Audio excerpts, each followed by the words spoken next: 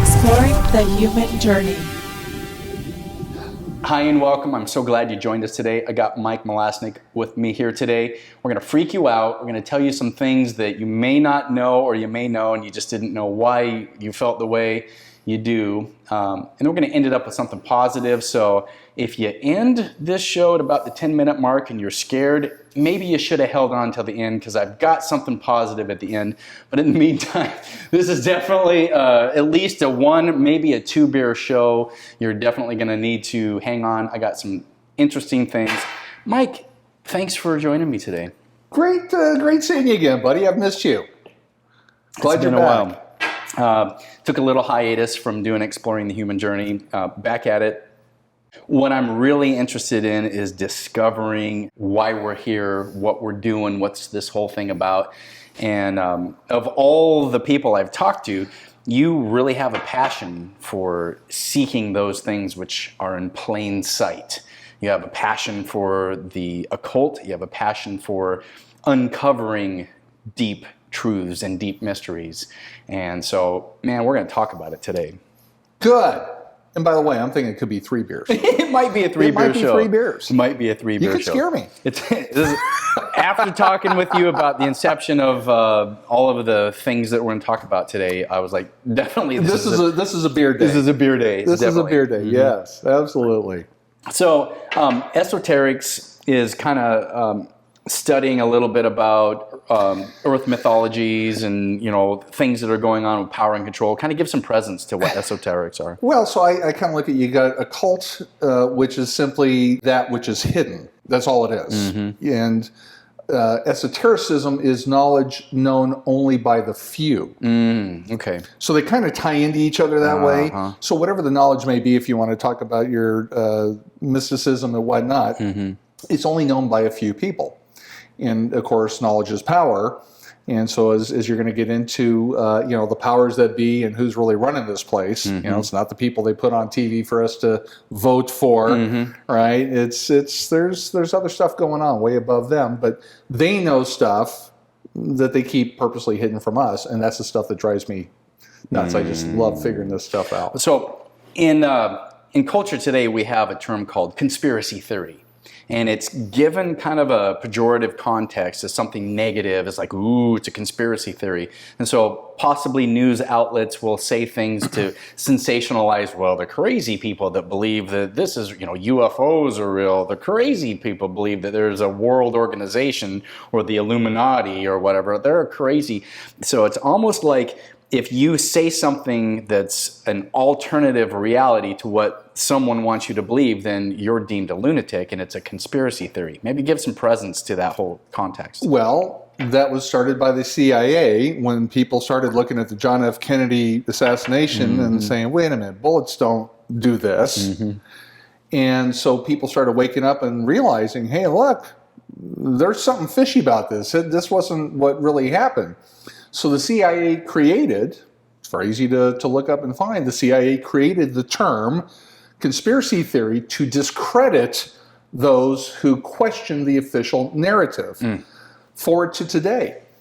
Look at all the stuff that, I don't know how politically incorrect you want to get today, but, whether it's vaccines, whether it's Illuminati, whether it's Hillary Clinton, there's lots of fodder out there. Mm-hmm. If you go against what they want you to believe, because that's what it all comes down to, is they want to shape your beliefs, then you're a conspiracy theorist. So they're trying to discredit you. Interestingly enough, with the advent of the internet, people can research things and figure things out that they never could before. And most often, we find that these conspiracy theories over time prove true. There's a lot of things going on that people are questioning the narrative. They respond by saying, well, you're a conspiracy theorist. Yeah. They want you to feel stupid for believing these ideas. Well, they want you to not believe the people that are telling them to you. Mm-hmm. Right? So mm-hmm. you take somebody like me and I tell you something, like perhaps, maybe eating healthy, taking vitamins is better than taking prescription drugs and vaccines. Mm-hmm. Well, you're a conspiracy theorist. Yeah. Because now you're decentivizing people to do traditional Western medicine that the drug companies make. Well, sure, it's all propaganda from their standpoint. It's it's profits. Yeah. It's propaganda. It's all control. Everything comes down to control. It was like Zbigniew Brzezinski said many years ago. It used to be infinitesimally easier to control 1 million people than to kill them. Today, because of this mass awakening, it is easier to physically kill 1 million people than to control them. Whoa. That's the big new Brzezinski. Yeah. So that's a man that you listen to.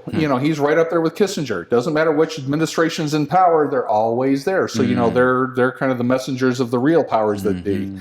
So power and control is a real big thing, and one thing I'm interested in is the Illuminati term. I know you don't like that term. You can give them presence why, but the idea that there is a system in place of some traditional powers that be, if they're families or if they're groups of people, give presence to that whole thing of the Illuminati power.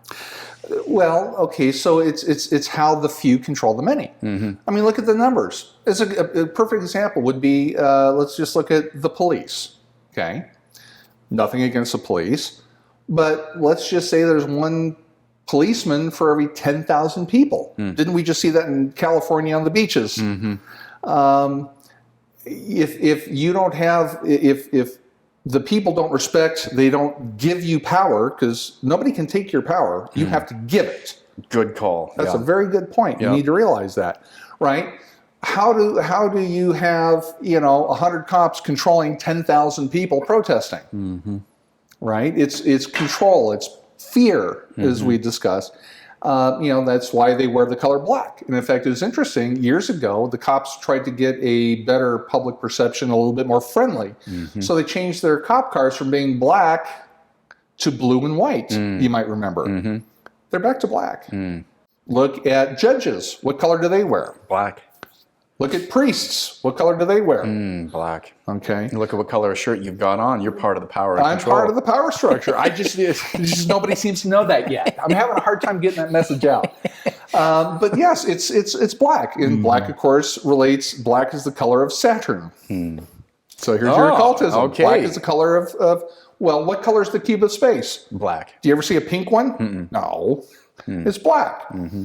And even for those into astrology, think about this. When, Saturn is heavy in your chart, that's not the best of times. Yeah, that's kind of... It's some focused work and focused shadow work, and you're doing stuff. Yeah. Exactly, right. And so it's part of the Luciferian control grid, if you will. And so whoever these people are, Illuminati, reptiles, lizards... whatever you want to call them. Well, I like the Illuminati because it's the illumined ones. It's the ones that are bearer of light, and Lucifer is the bearer of light. And so it's associated with darkness and the ring of Saturn and paganism. And I mean, even a light search into rituals that we have, like putting a ring on your finger to symbolize marriage, is a pagan thing. Saturn. That's the ring of Saturn. It's the ring of Saturn. I mean, there's just so many things about, festivals and holidays and, these dark reasons. So I personally like the idea of, let's call them the Illuminati, because it's the darkness. And then you find the families. And I mean, even a quick Google search, you look at the Rothschild family, and they've got like $500 trillion in wealth, and they passing it down, and it's generational, or the JP Morgans, or whatever the systems of control are. These 13 families. 13. It's 13 families. That's an evil, satanic number, and it's just it's lucky 13. Oh, right? It's just so beautiful. Well, to them, that's how they control the many. Yeah. I mean, seriously. I mean, there's only a handful of them controlling all of us. Yeah. There's only one way you can do it. Mind. Through the mind and through your beliefs. So that's why, we were just joking about, the coronavirus fears going down. So now what do we have? Murder hornets. Murder hornets. Yeah. We'll keep you in your house one way, shape, form, or the other. Yeah. And I definitely want to get into that fear thing. Stepping back into fear and control, which really that's what all of this is about, is fear and control. that religious context is really, really important to me, because I was given that an outside God was somehow going to, control my eternal destiny, and I had to submit to the will of something outside of me. And the deeper I dive, the more I realize it's not outside of you, it's inside of you, and we're all part of that connection. So hang on, it's going to get better. But even in studying, like how did religion get started? And you had the Egyptians, and they, Isis, and the sun god Ra, and the Israel people moved into Canaan, and their god was El. So you got Israel. I love that. Kind of comes together, and you're like, Israel. Really? And then you look at some of their culture and some of the religion. Oh, the Father, the Son, and the Holy Ghost. Virgin births. They're all born on December 25th. Yep. You've got the three wise men, or the stars of Orion's belt. It's everywhere. So a lot of those earth mythologies that we take as, well, that's fact, the Bible says it must be true. These are all earth mythologies placed to have control over us, to allow us to be in a fear state. And once you're afraid, you're like, oh, okay, take my money, just don't kill me. Take my rights, take my freedom, just don't kill me.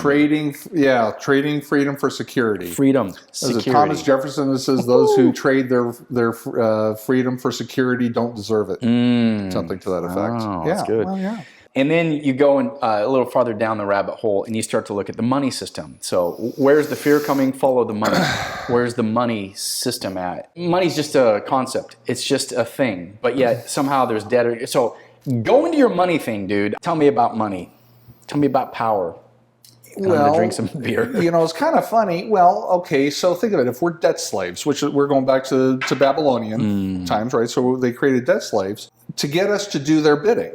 Right? I don't care if you sell insurance, if you're a cop, if you're in the military, if you're an attorney or a teacher. You're serving their need, right? And so how do they get us to do what we don't want? I mean, think about it. Most people don't wake up in the morning and say, man, I can't wait to go answer those phones. Yeah. I can't wait to face those 30 autistic kids or whatever you got going on. You're not defined by your job, but you have to have your job to pay your bills. Well, that's another one is what do we say? I am an insurance broker. Yeah. I am a teacher. I am. Right? So you identify with that. That's all part of the programming. Yeah. But, with the money, you need money to have a roof over your head. Yeah. You need food. You need beer. You need beer. This stuff isn't cheap anywhere, by the way. So how do you live? What do you do for a living? See, it hides in plain sight. Hides in plain sight. It hides in plain sight. What do you do for a living? So money is their means of getting us to do what they want. So as we discussed, Voltaire says, all fiat currency eventually returns to its intrinsic value. Which is?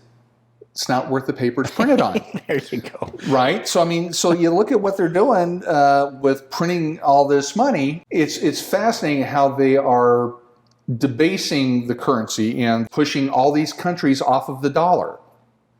Through the Countering America's Adversaries Through Sanctions Act, CASCA. Turkey, India, Russia, all these countries, they're pushing them off the dollar. Nixon took us off the gold standard in 1971. It's worth something because they say it is, right? Yeah. So when you look at what's going on in macroeconomics, global economics, it's absolutely fascinating. The system is collapsing. And I have told so many people for many years, our current global economic system is not long. It's not. And of course, they look at me like I'm a conspiracy theorist, right? Yes. You're a crazy person. Interestingly enough, all of a sudden, hey, Michael, we were talking about this before. People are starting to see it. It doesn't make any sense. You look at all these, Paul Craig Roberts, who was the assistant treasury for Reagan. You look at Larry Kudlow. You could look at all these hedge fund managers. The current models of the global economic system don't make any sense. They're manipulating the price of precious metals, right? So gold and silver should, in theory, be much, much higher now. But the bigger picture is the current system is not long. They can't keep it going. There's no liquidity in it, okay? Any projection, anything when they look at the past, it's not happening now. Something really big is going on out there. Well, interestingly enough, you have, and maybe this is tied into 5G, but you have, and I would encourage everyone to do their research, look this up, the Internet of Value. The Internet of Value is largely a new global economic system. The actual system itself is called either Ripple or RTX, but basically there's your one world currency. All right, so China's not going to have theirs, India's not going to. It's just going to be whatever this thing is. Interestingly enough, there's no need for a central reserve banking system, which is the control, which is your Illuminati. Okay. Fascinating stuff. So there's a lot of videos out there that explain how this stuff actually is going to work. And these same hedge fund managers and secretaries of treasury, et cetera, they're all talking about it. In fact, I saw a congressional hearing. They says, so how soon is this new monetary system going to be here? And the person I was questioning says, I'm sorry, but I have to correct you.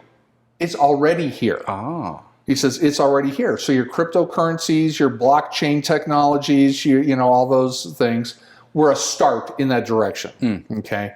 But he says if we do not start transitioning into this new Internet of Value, and I haven't figured that thing out yet, he says it'll just go around us. And it's going to be very freeing. So then that brings in the next point we discussed. Okay, so you got this whole new economy coming in, or this whole new global banking system, we'll just say. But at the same time, you have technology removing jobs. So this goes back to our debt slave thing and the Babylonians. Yeah. So, you know, as an insurance broker, healthcare.gov was supposed to get rid of me. Truck drivers, look at Elon Musk's driverless cars, taxis, you know, this whole minimum $15 an hour minimum wage thing. Well, just like everything else, and I always say this, whatever they tell you, it's the exact opposite. Whatever they tell you, it's the exact opposite. That's all you need to know. That's the secret to it all. It is. If you're trying to figure out what's really going on, just listen to what the government tells you and flip it on its head. Probably the opposite. So you're going to have all these people that don't have jobs. You know, so if you're the government or you're the control grid or you're the Illuminati, it's kind of like being a huge corporation. And all of a sudden, nobody's buying your cell phones, nobody's buying your TVs or Xboxes or whatever, and you got all these employees, and you no longer have work for them. What do? You lay them off. Well, take it a step bigger. You're the powers that be. You no longer need people to be driving food for your people to eat so that they can go to work and make your TVs or whatever, right? You see? So you're going to have what Henry Kissinger calls useless eaters. Useless eaters, wow. They need to be laid off. All right. So there's a big balancing act really going on if you look at this between the current global economic system in collapse. You've got this technology that's going to replace a lot of jobs, and you're going to have a lot of people out there with nothing to do. Well, then if they're unemployed, they're sucking on the system. Right? I mean, that's... So then what does that lead to? Does that lead to a population decrease? Have they not tried that? I mean, are they not spraying us? Are they not putting shit in our food? Okay, Are they not putting shit in our water? So that leads me to another direction of conspiracy theory is population reduction. It's not as... And here's the interesting thing. You know, I believe you say I was the one that enlightened you to the Georgia Guidestones. Georgia Guidestones! Maintain humanity at 500 million in perpetual balance with nature. And so if we're at 7.3, 7.5 billion to go down to 500 million, that's a big layoff. Wow. That's a big layoff. People aren't buying cell phones, VCRs, TVs, or cars. 90% of the world or more. Well, they're useless eaters. Wow. So you look at that, but you know what's fascinating is I've talked to many people, and it seems that even in shamanism and in other belief systems, esotericism, for some reason, I don't get it, but Gaia, Mother Gaia, they'll point to Mother Gaia, okay? Mother Gaia is only meant to have 500 million. Wow, so that's the number that comes up in those. It's the number that comes up when I talk to all sorts of different people, and they're not conspiracy theorists. They're not into the Georgia Guidestones. You know, they're into whatever they're into, but they say, oh yeah, 500 million is what the planet's supposed to be. And so, population, look at wars. Look how many people we kill with wars. In fact, an interesting statistic is look up at all our wars throughout the years. It's fascinating. The earlier wars, all right, start with World War I, the civilian casualty rate was very low. Well, in World War II, we got a little bit more precision stuff. Well, the civilian casualties went up. Vietnam, Korea, Iraq, all these. So we're now at a point where we have precision bombs. I mean, we can stick a missile up a bird's ass. I mean, seriously, these things are high tech, but yet the civilian casualties keep going up. How is that? Crazy. How is that? We are so precise we can stick a bomb up a bird's ass, but we're killing more innocent civilians than ever before. Again. Yeah, collateral damage. It's just the exact opposite of what, right? Do you see how this is going? So you've got wars, you got food, you've got starvation. You look at all these floods we had in the Midwest that destroyed all the corn and the crops. So what's that do? That raises food prices. Yeah. Well, what's that do? That kind of, it's a natural selection. The poor people. So the poor people, keep in mind, the poor people are the ones that are sucking on the system. They're the food stamps, they're the welfare, they're the Medicaid access, they're the Social Security disability, Social Security disability, Medicare, right? And what do you do with those people? You get them addicted on substances. Well, they're going to do it anyway to escape the pain. But if you can raise the price of food and just necessary things, I mean, can you remember a day when we used to drink out of water fountains? I do, yeah. You remember that? I did that in the 70s and 80s. Yeah, that was about it. And then all of a sudden in the 80s, the late 80s, it was all bottled water. Yeah. Well, water out of the tap, you pay whatever your bill is, but, bottled water is not cheap. So just the bare necessities, to these people that they're raising, they're making it harder on them. Yeah. Well, even in the food and nutrition, I did a little bit of research on the idea of he who controls the food controls the world.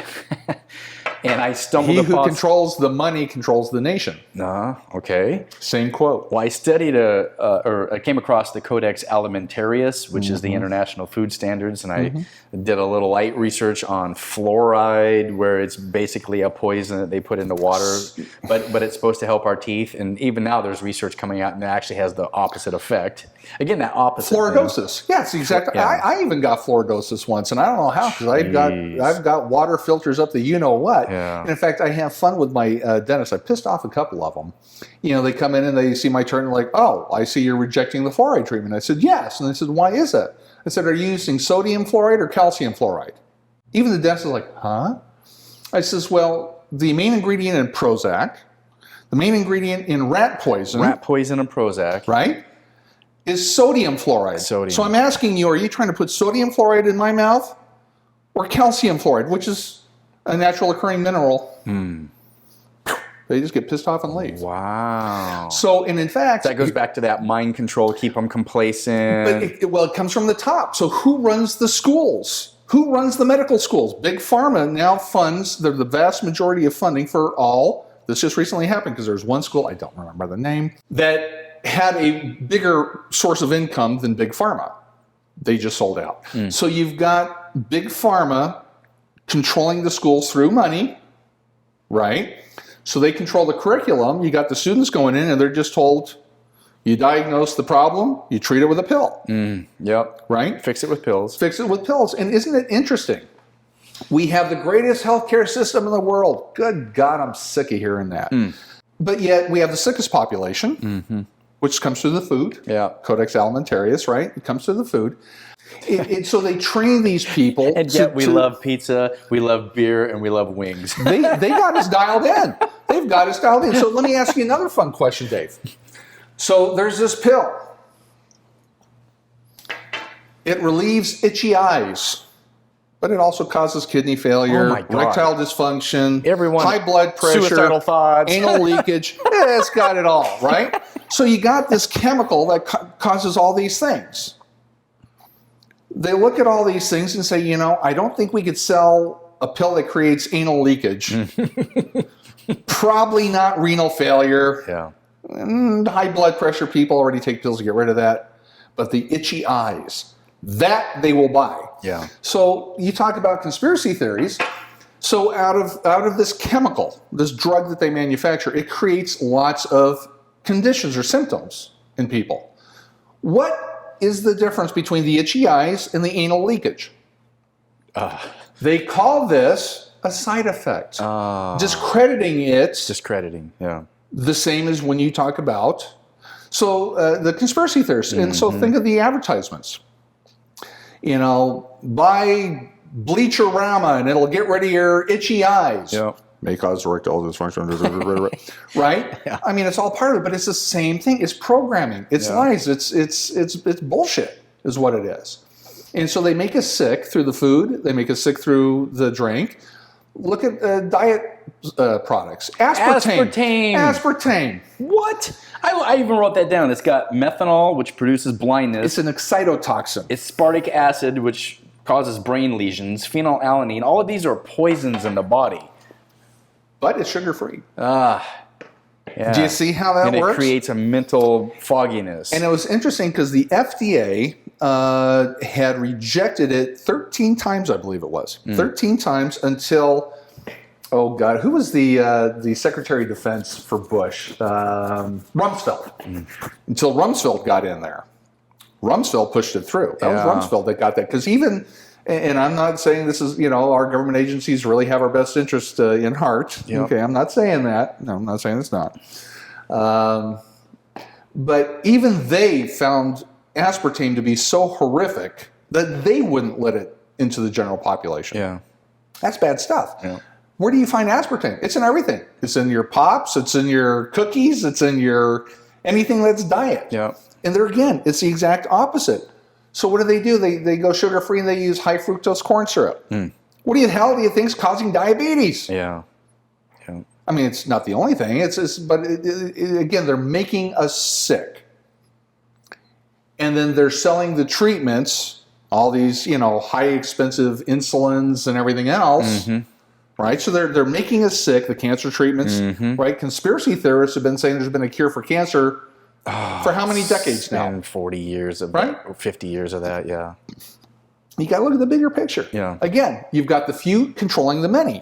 Do you want a bunch of clear thinking, smart, critical thinking people that are healthy and able that might one day say, wait a frickin' minute, hey, and revolt? Yeah. Or do you want a bunch of people sitting there with their beers? With their beer, right? Killing zombies. Which you love to do. They are good. They are really good. PlayStation 5 is coming out soon. Eating wings, playing video well, wings, that's a bite of heaven. But they've got us dialed in. They know our psychology, they know our physiology, and it's all a control scheme. And the money is one part of it. And kind of getting back to that, so you think of, we've got this technology that's going to get rid of all sorts of jobs. They took several complex cancer cases. They put these people in front of the world's top cancer docs, and then they ran them through basically like IBM Watson. The computer treated them more successfully than the doctors did. So if you think that just because you have a high education, in fact, another surprising one, you know who the water's coming up to with these computers? Who? Attorneys. Oh. Well, imagine that. It's got the encyclopedia. It can run through every damn law, every damn court case like that. It would be able to say, this is right, this is wrong, there's no human error involved. Paralegals are gone. Who does the research? Paralegals. They're gone. So you think that higher educated people, right, your top cancer docs, attorneys, these are sharp. Yeah, these are sharp cookies. Be a doctor or a lawyer and you got it made. Yeah, that's what we were told in the 80s. It's coming. I got a degree in biology. I thought I was going to be a doctor until I realized you had to study all the time and you couldn't play racquetball. I was like, pass, I'm not doing that. Yeah. But you would think it's your lower level workers, right? It's the burger flippers that are going to go. Yeah. Well, yeah, they're going to be, well, they're already gone. Yeah, automation. You walk to the kiosk, You burger, walk to the fries, kiosk, I want the fry, I want this, Diet and it comes Coke with down the chute. aspartame. With there you go. aspartame, right? So you got it all. And so it's amazing. So you're going to have all these people, getting back to Henry Kissinger's useless eaters, you're going to have all these people from all sorts of different economic backgrounds. They're going to not have jobs. Well, what do you do with them? Well, then you entered this basic universal income. Big push from that. Even Mark Zuckerberg from Facebook, right? Yeah. They're all pushing basic universal income. So basically, in a way, consider this. It wasn't long ago that the government was telling us that Social Security and Medicare were going to go bankrupt in 2026 and 2028. Right? Yeah. There's Did a lot that of people. change? Oh, God, they did a huge reform. Oh, I saw it huge in Medicare. Oh, they made some changes this year. right. I'll tell you what. But the point of the story is, these systems aren't long. And we currently have 10,000 people a day turning 65. Ooh. Social Security doesn't really kick in until 67, so they pushed that And away. they pushed it back to 67 and a half before you can They're doing all sorts of stuff. take your money out. Your money. But think of this. This basic universal income is going to, I believe, replace the current Medicare, Social Security, all that kind of system. So like you were saying, wouldn't it be a great thing? You know, you don't have to sell insurance. You can kill zombies, play guitar, be Jimmy Page, do whatever you want. Right. So the whole idea of getting money for not having to work, I love the idea of saying all your bills are taken care of. You've got a government house. You don't have to have a car. We'll bring an automated vehicle. You can just be a sheeple and stay home, and I can play piano all day and write music. I love the concept of that. So what happens if you piss off the hand that feeds? Then I guess something bad happens to me. Well, so think about it, right? Imagine that you put a video out there against vaccines or something that they don't like. Yeah, I put a video out that talks about conspiracy theories or some crazy thing like that. Right? And they don't like that. Well, maybe they cut off your food or your money or your basic universal income. They Or bring your it down. score goes down. What's that thing So they're that's doing the in China? Chinese social credit score. Tell me about that. That was like your video that you're watching, Black Mirror. Black Mirror had this episode. See, they show this stuff. They my have God. to show you. It hides in plain sight. They're showing you stuff with these movies. But anyway, so in China, they've got facial recognition cameras everywhere. So they're far advanced of us. Okay. And so one of the examples you always see in the news is jaywalkers. Okay, so let's say they catch you jaywalking. Well, that brings your score down a little bit. Ooh. All right. God forbid you say anything against the Chinese government. Ooh. That'll drop it quite a bit. All right. In fact, I just saw one of their targets is also, and this would really kill me, if you play too many video games. Oh, God. They drop it for that too. Okay, so it's like a credit score. Okay. And if you fall below a certain number, you are banned from traveling by plane.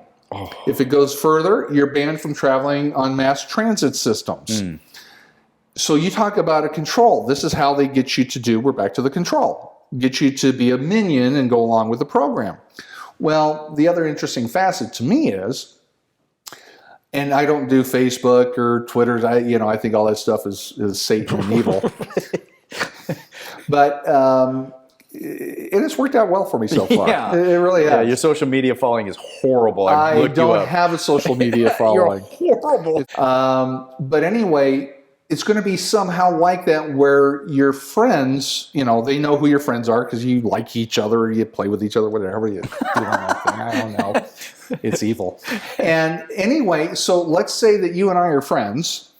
And hypothetically, right. I mean, it would never happen in real life. But let's just say that we're friends and you started putting out things that were anti the government. You were saying, hey, the CDC is really not part of the government.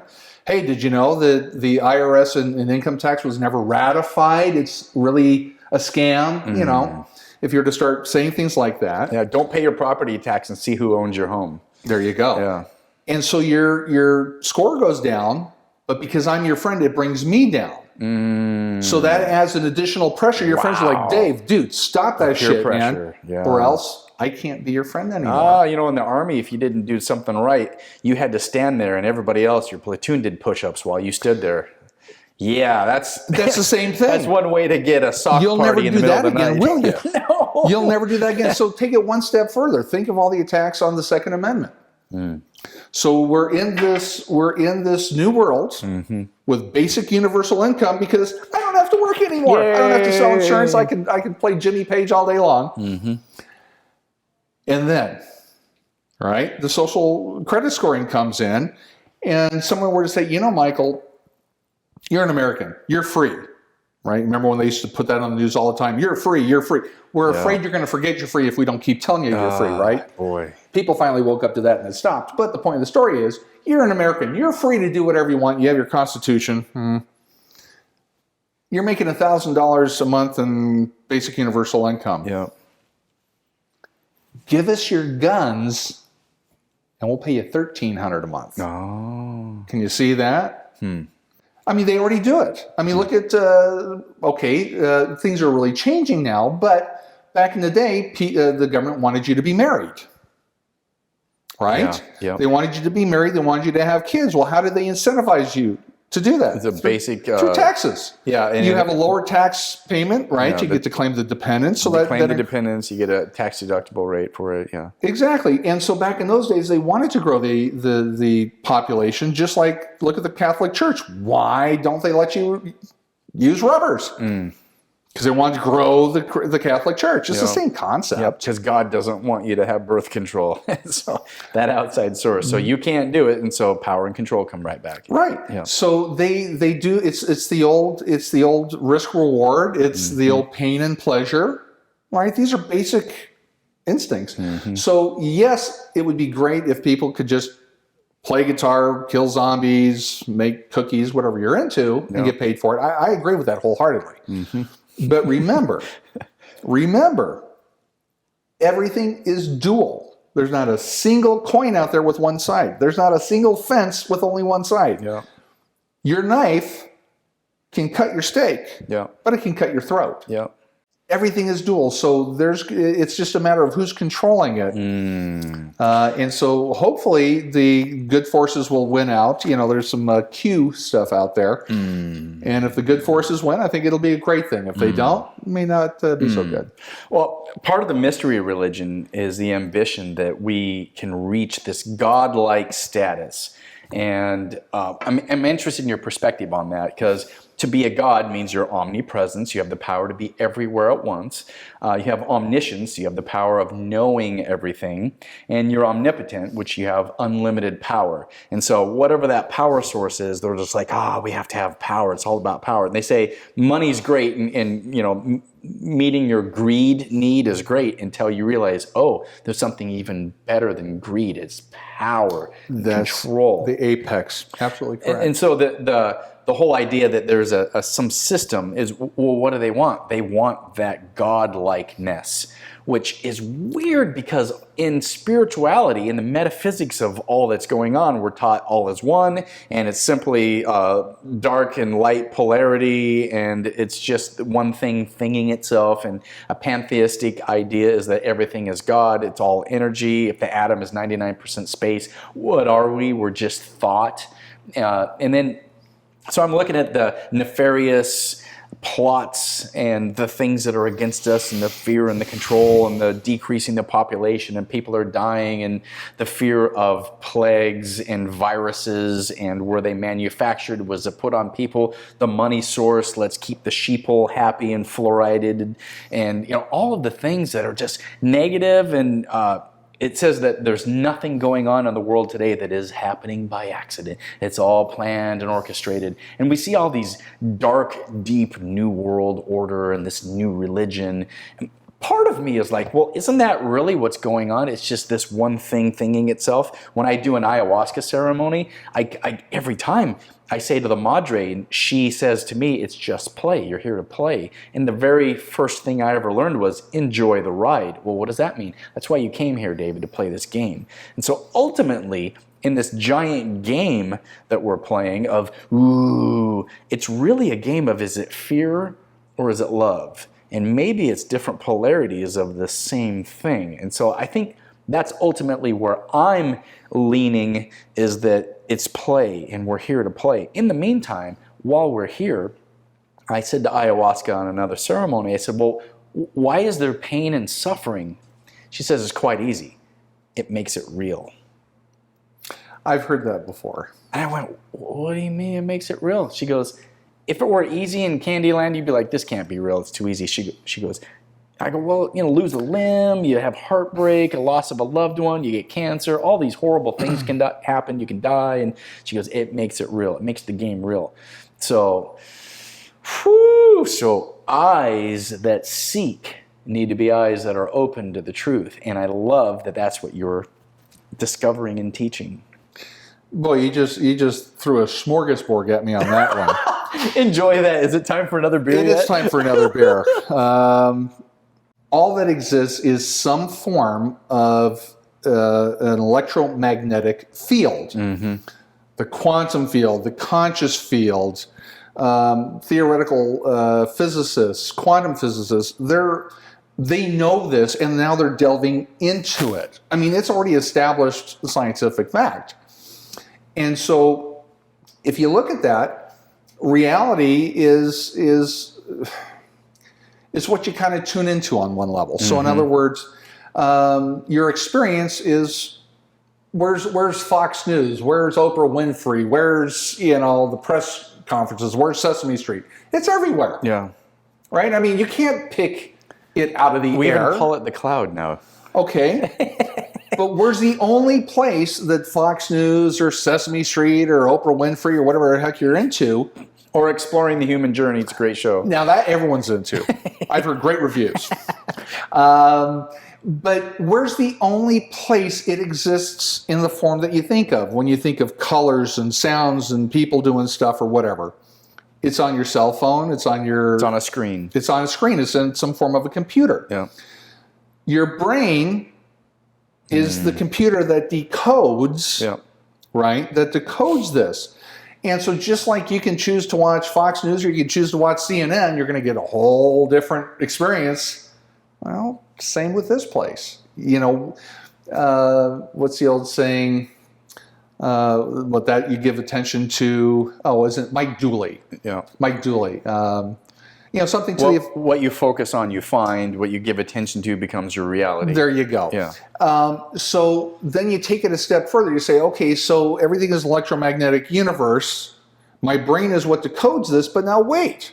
Is not your brain made out of atoms? The same 99.9 to the 12th power empty atoms? Yeah. Of course it is. Yeah. So your brain is empty space, Mike. We don't, well, everyone's known that. That's not going to surprise anybody. But the point of the story is, so break that down. Think about that for a second. So if everything is energy, E equals mc squared. Simply put, is energy and matter are interchangeable. Again, that's well accepted, right? So everything is energy. We decode it in our brains, and it gives us that experience, right? Well, then you look at our brains are the same way. They're 99.9% empty, and it's not only my brain that's empty. There's a lot of us walking around, right? Yeah. So then that means we don't exist either. Which brings me to the story I wanted to tell you, which took this all from all this esotericism, occultism, all the kind of stuff that I've spent since I was 4 years old trying to figure this place out with. And it showed me what all these people are talking about, which was when I was on a bike ride. I was just going through this beautiful little bike path, and there's birds and gerbils and cats, and everything's all over trees. It's just beautiful. Yeah. Maybe they were gophers. People don't think they were gerbils. But anyway, there's things popping out of the ground. Just a beautiful day. I'm biking around. Everything's great. And then all of a sudden, at the very farthest of my peripheral vision, I saw this bluish gray color. And that's all it was. Wow. That's all it was. And I'm biking, and it starts closing in, and I'm like, well, this is kind of weird, but okay, So I'm biking, and it just keeps closing in and closing in. And so when it's closing in, I couldn't see anything beyond it. That's all I could see was just this bluish gray color.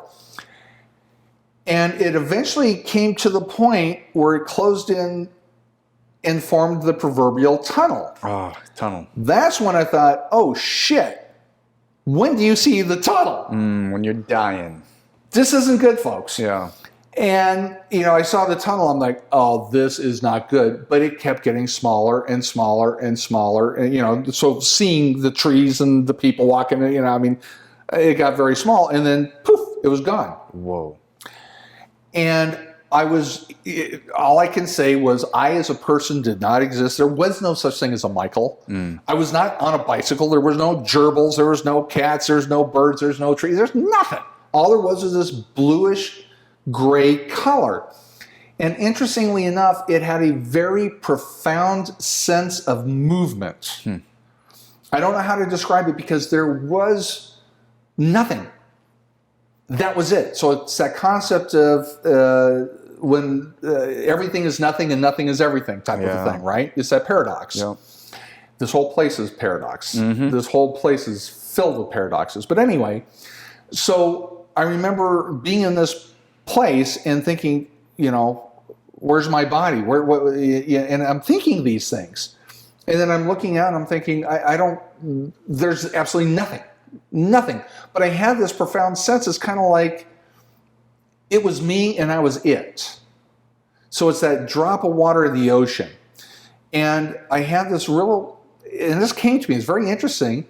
There's no such thing as time or space. And as far as space is concerned, there was nothing to see. Yeah. It'd be like looking at air, right? I mean, here's Fox News, here's CNN, here's YouTube, here, right? Yep.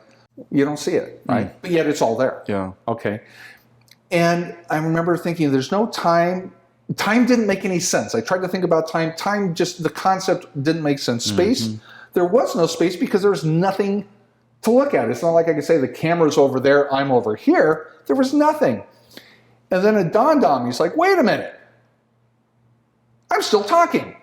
I could hear my thoughts. It's like, this is me. It's my sense of humor. Yeah. It's my voice. But that's it. And then I thought, that's the Buddha. All we are is our thoughts. Yeah. I came to that realization, and then next thing you know, poof, I'm back on the bike riding. Whoa. Freaked the shit out of me. Yeah.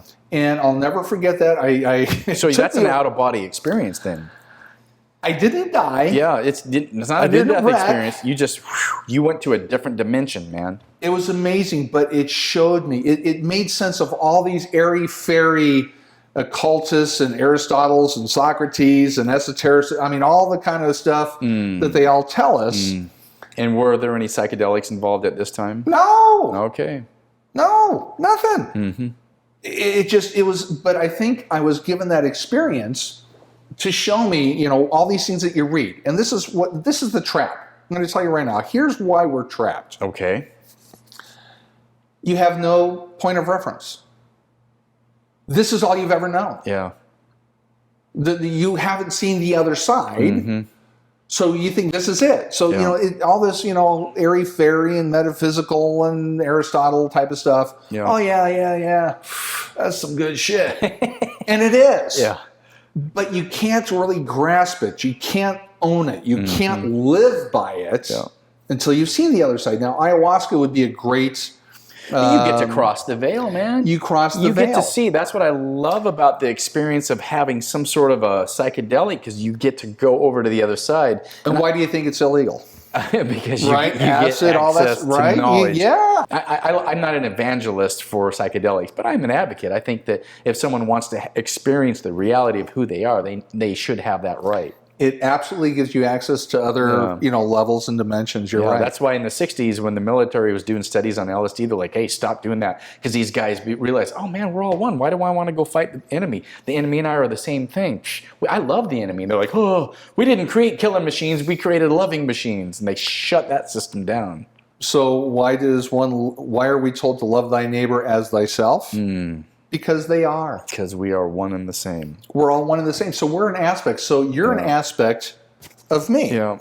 I'm an aspect of you. Yeah. And the funny thing is, that which you resist not only persists, but grows stronger. Carl Jung. Beautiful. So this kind of gets into why we're here, or what you're, you know, when you threw that smorgasbord at me. So if you consider that our soul, so in other words, the drop of water in the ocean. Yep, because you're the drop of water and you're the ocean. Of course you are. It's one and the same. But we were put here to have an experience to learn and to grow. And I got to be honest with you, that whole thing, you know, I've heard that phrase, you know, you're here to learn and grow.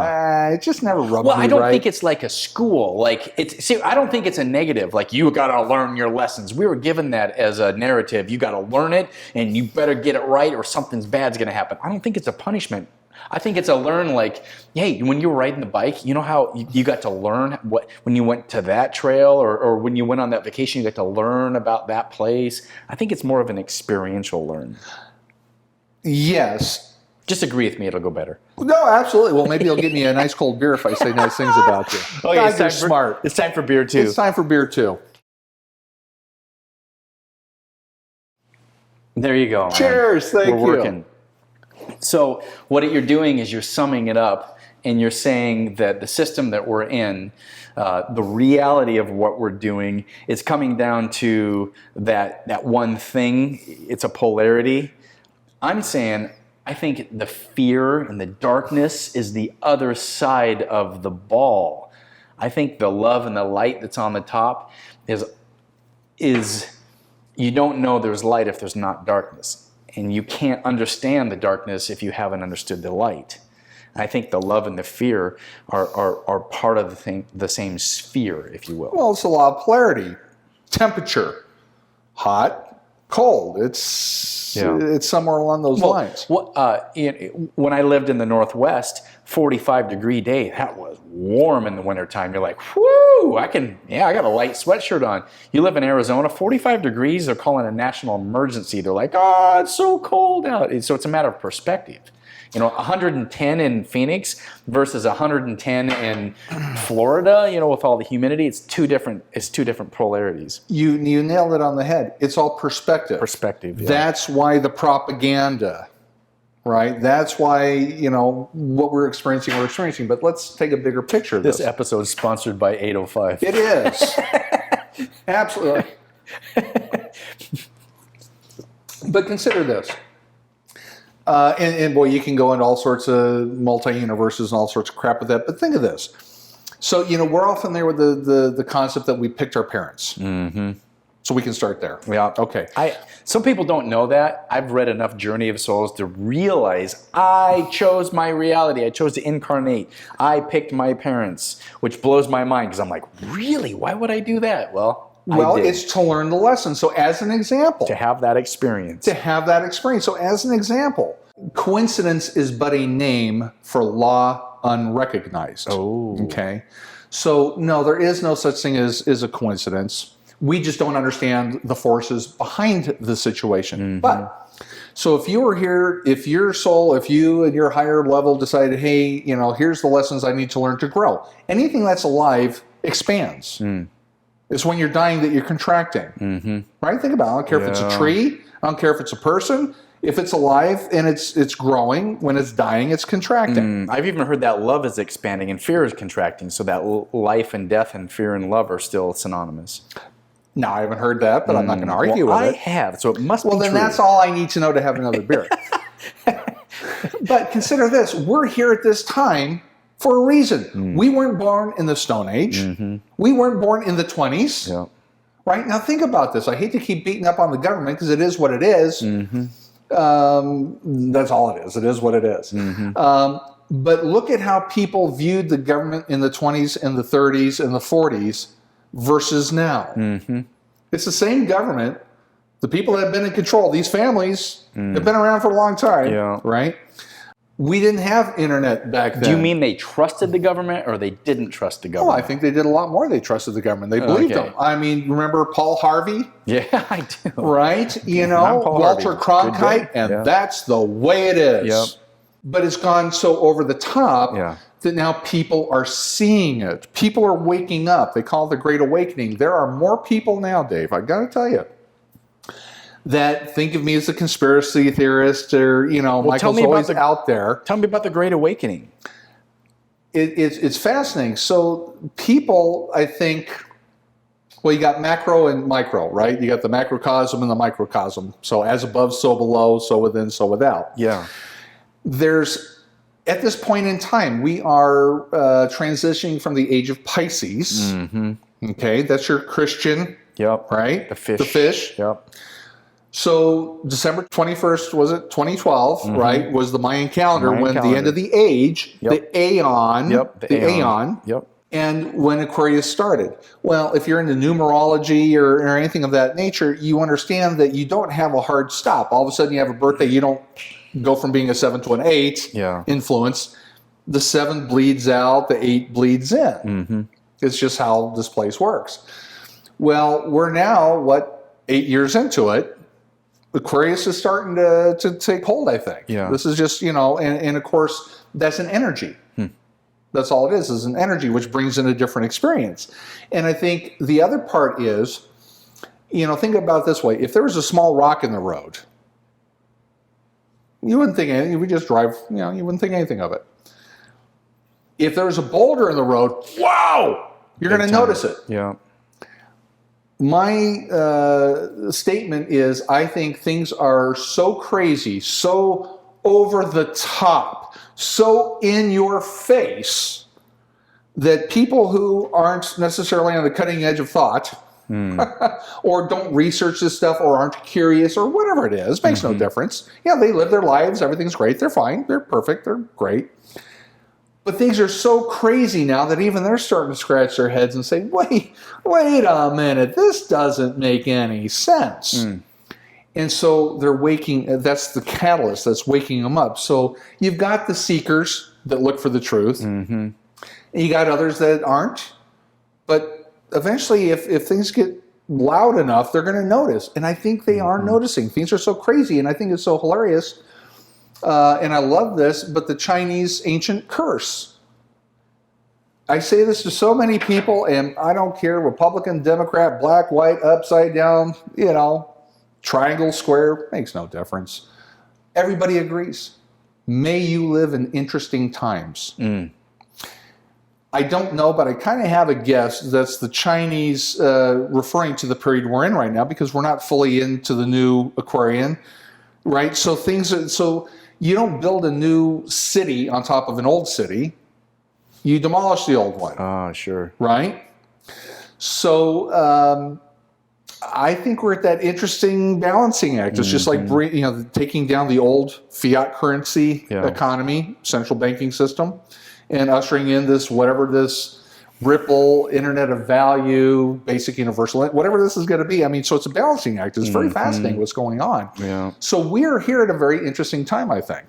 Well, I think what it comes down to is fear is the ability to control. Oh, yeah, absolutely. And love is freedom. Love is expansion. Fear is contraction.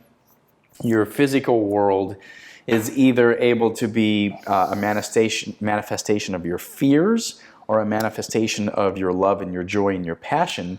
And I really think that the reality that you live in, it really only affects you. Your reality is your perception. If you are everything and everything is you, and this is all a perception of the oneness and the unicity of all that is through your individual fractal, you're a piece of the divine, I'm a piece of the divine, and the divine expands as your perception expands. I think your reality, if you're like, fear, pandemic, there's a world plague, I'm gonna be downside, I'm gonna die, if all that fear, I'm not gonna have enough, and you can live in that, and it continuously waves out from you. And sure enough, the law of attraction says whatever that feeling on the inside is, that's what you're going to get more of. It's not like, I'm going to be a millionaire. I'm going to be. It's not that. It's that I have abundance flowing through me.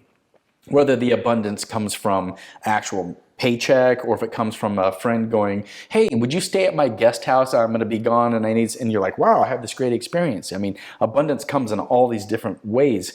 And I feel like if we are able to master our fear and master that illusion of, it's outside of me, if we're able to master that with knowing that you have that creative ability on the inside, I think that's where you live in truth. And ultimately, I think the truth is what sets us free. Seek the truth. It sets you free. It's just an experience. None of this stuff is real. Yeah. Right? Yeah. And so as an example, we create our own reality. This is an 805 beer. Sponsored by 805. You guys need to pay us. This is an 805 beer. Now, I might think, this is nasty. Or I might think, this is great. I might think it is cold. I might think it's too warm. Yeah. It is what it is. Yeah. It's our perceptions. Boom. That's the only, right? I mean, so that's all it is your perception, and we can control our perceptions. Yeah. But realize when you're programmed, where's the programming come from? Outside. It's the news, it's the videos, it's the teachers, it's everything, right? The medical system. Yep. All right. And that's that whole religious paradigm I was told. It's outside of you. You know, you've got to be subservient to the outside forces. Right. So when you come from the perception that your everything is outside of you, that's programming you. Yeah. When you understand that you're projecting, literally, this is science. They know this. Yeah.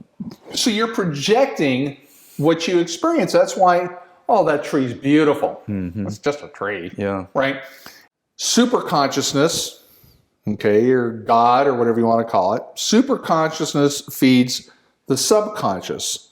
The subconscious then projects itself out there for our self-consciousness to experience. So whatever you're seeing, whatever you're doing, you're projecting it out there. Yeah. It's not coming in at you. You're projecting it out there to experience. Dude, those are massive, massive principles of truth. And a lot of people are to be like, that can't be true. I'm a victim.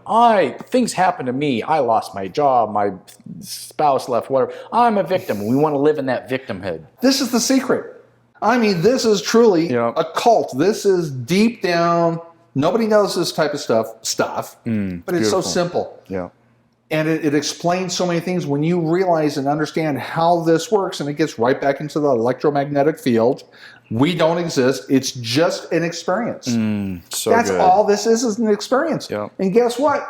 When you die, it's over. It's kind of like leaving Disneyland. The experience is over. Life is nothing but a collection of experiences. And then you get a new experience, and you get to go on to whatever the next thing is. Whatever our soul is, whoever we really are. Yeah. It's not this meat whatever suit. This thing is, this is just a vehicle to experience this place. This vehicle locks us into the frequency band of this place. Mike, thank you for your work. Thank you for giving light to the things that you're doing. How do people find you? Where can they find you? They can't. They can't. You're I'm done. Hiding. Off the grid. I'm hiding in plain sight. Got it. Or you can go to eyesthatseek.com. Beautiful. Yeah. And if there is one thing you want to leave people with, if they didn't pay attention to anything you said, because they're drinking too many beers, what's the one thing you want to leave people with, Mike? Honestly, if you can change your perspective, how you see this place, and come from a position of knowing this is only an experience. Yeah. That's all it is. Yeah. That's all it is. It's just an experience. Life gets a whole lot better and fun because then you start playing with it. Yeah. Right? I mean, I do stuff most people wouldn't do. Well, it's my experience. I choose to do it. Yeah. Screw you if you don't like it. Have fun. Have fun. That would be it. Have fun. Yeah. It's all a state of mind. Yeah. It's all have a game. Fun. We came here to play. We came here to play. Have fun. Beautiful. And to you, sir, I say namaste. Thank you so much. You as well. Thanks for joining us here on Exploring the Human Journey. You can find us as a video on YouTube or listen to us as a podcast. You can also join in the conversation by following us on Facebook and Instagram. For more information, go to the website at exploringthehumanjourney.com.